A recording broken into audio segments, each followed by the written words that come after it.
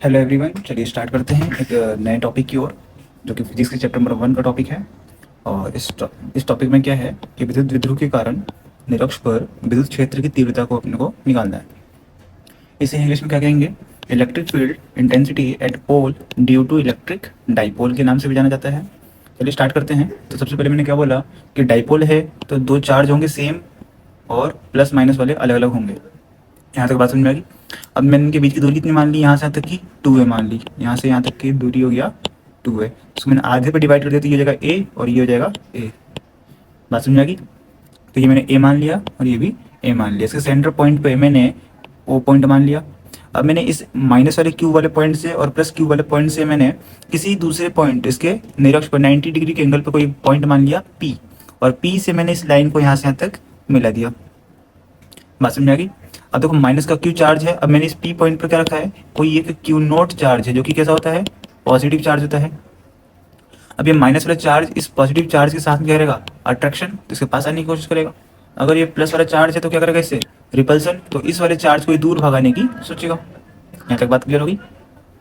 आगे देखो कि मैंने क्या बोला कि माइनस क्यू चार्ज और इस पी पॉइंट तक की दूरी को बोल दिया मैंने R1, वैसे ही प्लस क्यू और इस पी पॉइंट तक की दूरी को बोल दिया मैंने R2। अब R1 और R2 निकालेंगे कैसे? तो उसके लिए मैंने क्या बोल दिया, एक और पॉइंट की जो पी पॉइंट है जहाँ से ये है और ये ओ पॉइंट है, इसकी दूरी कितनी मान ली मैंने? R मान लिया। यहाँ तक भी क्लियर हो गया। अब देखो R1 और R2 ये देखा जाए तो दोनों की डिस्टेंस सेम है, तो मैं R1 निकालूँ चाहे R2 निकालूँ बात एक ही है। तो मैं अगर R2 निकालने की सोचता हूँ तो यहाँ से देख लो कैसे निकालूंगा मैं। अब मेरे पास दिख रहा है कि ये त्रिभुज दिख रहा है। अब इस त्रिभुज में ये हो जाएगा आपका 90 का एंगल। अब 90 का एंगल जो होगा उसके सामने वाला होता है अपने पास में कर्ण, यानी कि हाइपोथेनस। ये हो जाएगा अपने पास में परपेंडिकुलर और ये हो जाएगा अपने पास में बेस।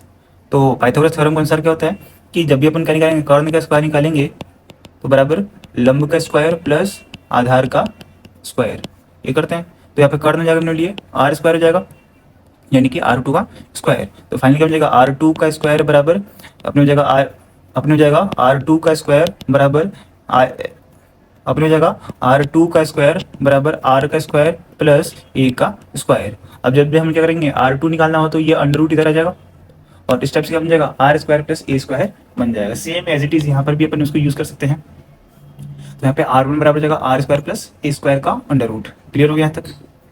अब देखो मैंने बोला कि ये प्लस क्यू जो चार्ज है वो इस क्यू नोट चार्ज पर रिपल्सन फोर्स लगाएगा ताकि दूर जाए, तो ये रहा E2 आ गया। लेकिन ये E2 इधर जा रहा है और E1 इधर आ रहा है, तो ये दोनों ही आपस में एक दूसरे के कोऑर्डिनेट में नहीं है। तो कोऑर्डिनेट्स को सेम करने के लिए हम क्या करेंगे? इसको हमने दो भागों में बांट दिया। अब जब हमने इसको दो भागों में बांटा तो उसके लिए दो, एक ही रहा कोऑर्डिनेट, एक कोऑर्डिनेट ये रहा। मैंने बोला कि ये हो जाएगा ऊपर जिसमें एंगल ये नहीं है तो हो जाएगा E2 साइन थीटा, और जिसके साथ में एंगल होता है उसे हम बोलते हैं कोस थीटा। क्लियर हो गया?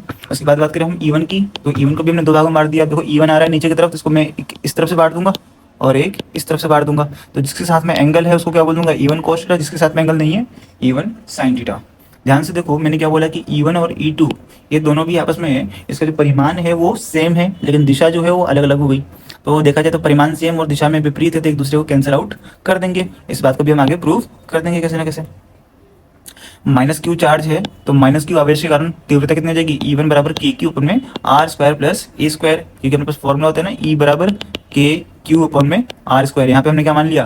R1 मान लिया और यहाँ पे मान लिया R2, और R2 का स्क्वायर और R1 का स्क्वायर अपने पुट आउट कर दिया। अब देखो यहाँ पे एक और पॉइंट यहाँ पे अभी क्लियर कर लेते ज़्यादा अच्छा रहेगा कि कोस थीटा का मान कैसे निकालोगे और काम भी आने वाला है कोस थीटा का मान। क्योंकि देखो यहाँ पे जो आपको निकल रहा है वो कोस थीटा के कारण यहाँ से निकल रहा है, तो कोस थीटा चाहिए अपने को। E1 हो गया काम, E2 हो जाएगा काम, लेकिन कोस थीटा कैसे निकाले? तो कोस थीटा निकालने के लिए अपन क्या करेंगे? देखो अपन एक बचपन में 10th क्लास में रूल पढ़ा था, लाल बट्टा कक्का। यहाँ पे ये जो आधार अपन में कर्ण होता है वो जाएगा अपने पास बेस और ये जाएगा कर्ण। क्लियर? अब मुझे देखो बेस तो ये आ गया ए, ये किसके लिए होता है? कोस थीटा बराबर हो जाएगा ए अपॉन में के। तो यहाँ पे ए कितना जाएगा? ए, और के हो जाएगा अपने पास में R square plus A square, जगह R2 बराबर हो जाएगा R square plus A square का अंडर रूट। ये पुट हमने यहाँ पे कर लिया। अब इस वैल्यू को हमने उठा के यहाँ रख लिया, तो कोस थीटा का मान प्राप्त हो गया ए अपॉन में R square plus A square प्राप्त हो गया। आगे देखो मैंने क्या बोला कि E1 और E2 दोनों ही परिमाण में समान है, क्योंकि इनके चार्ज क्या है? सेम है। बस अंतर क्या था? अंतर ये था सिर्फ कि एक प्लस का था और एक दूसरा माइनस का था, तो उससे हमको कोई ज़्यादा फर्क पड़ेगा नहीं। तो यहाँ पे सेम परिमाण होने के कारण एक दूसरे के मान को कैंसिल भी कर देंगे। तो देखो यहाँ पे लिखा हुआ है कि E1 sin थीटा और E2 sin थीटा परिमाण में समान तथा डायरेक्शन में अपोजिट होने के कारण एक दूसरे को कैंसिल कर देंगे। बात समझ में आ गई? आगे देखो, अब है तो परिणामी मान क्या प्राप्त होने वाला है, तो रिजल्टेंट वैल्यू प्राप्त होगा ई टी बराबर ई कोशिटा प्लस ई कोशिटा, दोनों कोशिटा वाले प्राप्त हो जाएंगे। जैसा कि यहाँ पे दिख रहा होगा, दो कोशिटा प्राप्त हो रहे थे, तो वही दोनों लिख दिया मैंने जोड़ करके, तो हो जाएगा 2 ई कोशिटा हो जाएगा। अब ई का वैल्यू ये रहा, कोशिटा का वैल्यू ये रहा। हमने अगर दोनों वैल्यू को पुट आउट किया इसमें तो क्या हो जाएगा, 2 का 2 ये रहा। ई का हमने मान क्या रख दिया, ये वाला, तो के की ऊपर में R square plus A square. अब देखो ध्यान से, यहाँ पे पावर क्या करनी है, एक लेनी है। क्यों लेनी है, क्योंकि अपन ने यहाँ पे R2 का स्क्वायर है फिर R1 का स्क्वायर लिया था, तो उसकी जो वैल्यू आई थी डायरेक्टली अपन क्या करते हैं, अंडर रूट में आ रहा था अपने पास R square plus A square, तो यहाँ से अंडर रूट अपन कैंसिल आउट भी कर सकते हैं कुछ देर के लिए। तो ये एक वैल्यू प्राप्त हो गई और कोस थीटा का मान ये रहा, हमने पुट कर दिया। उसके बाद ई टी का मान निकालना है, तो इस के को मैं पहले थोड़ा सा ले लूँ, फिर उसके बाद के क्यू को ले लिया मैंने, और इन दोनों को एक साथ ले लिया मैंने 2a, क्योंकि मुझे पता है कि P बराबर होता है Q इंटू 2a, और जो P होता है वो होता है इलेक्ट्रिक डाइपोल होता है। तो डाइपोल के लिए मैंने P शो कर दिया। अब देखो यहाँ पे जाएगा R square plus A square, नीचे वाला एक तो जाएगा एक, और एक हो जाएगा ये, इसकी पावर कितनी जाएगी, आधा। किसी भी अंडर रूट की वैल्यू कितनी होती है, उसकी जो पावर होती है 1/2, तो 1 प्लस 1/2 करोगे तो 3/2 आएगा। तो हमने कर दिया डायरेक्टली 3/2। अब यहाँ से हमने क्या कर दिया, कॉमन आर स्क्वायर को हमने बाहर निकाल दिया, तो जब ये आर स्क्वायर बाहर आएगा तो अपनी पावर को भी साथ में लेकर आएगा एक बार, तो ये पावर को भी साथ में लेकर आ गया। अब देखो पावर की पावर आपस में हमेशा मल्टीप्लाई होती है, तो जगह आर स्क्वायर की पावर 3/2, यानी कि कुछ टाइप से 2 इंटू 3/2 है, तो 2 से 2 कैंसिल, तो क्या बच जाएगा, अब सिर्फ और सिर्फ 3 बच जाएगा।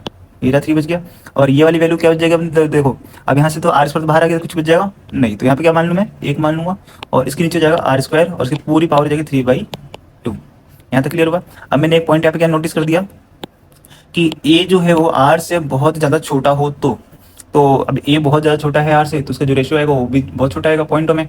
अब ऐसी कंडीशन में क्या होगा कि ए स्क्वायर अपॉन में आर स्क्वायर का मान नगण्य मान लेंगे हम। तो जैसे ये वाली जो वैल्यू है इसको मान हमने क्या मान लिया, 0 मान लिया। अब इसकी वैल्यू 0 थी, 1 प्लस 0 कितनी जाएगी, 1, और 1 की पावर कुछ भी हो हमेशा वैल्यू कितनी होगी, 1 ही होगी। तो देखो ध्यान से, ये स्क्वायर से स्क्वायर तो कैंसिल हो गया था। अब यहाँ पे क्या बच गया हमारे पास, ई टी के का मान के बच गया, पी का पी बच गया, और यहाँ पे क्या हो जाएगा, आर की पावर 3 हो जाएगा, तो ये हमारे पास प्राप्त हो जाएगा ई टी बराबर के पी अपॉन में आर क्यूब। और इस वैल्यू को आपको याद भी रखना है, ये क्वेश्चन काफ़ी ज़्यादा पूछा हुआ है, तो ये मोस्ट क्वेश्चन में से ही है।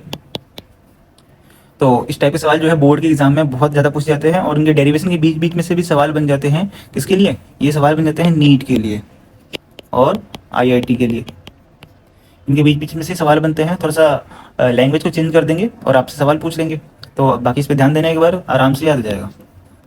और भी कुछ टॉपिक्स चाहिए तो आप हमें कमेंट कर दो, हम उस पर भी वीडियो बना करके अपलोड कर देंगे।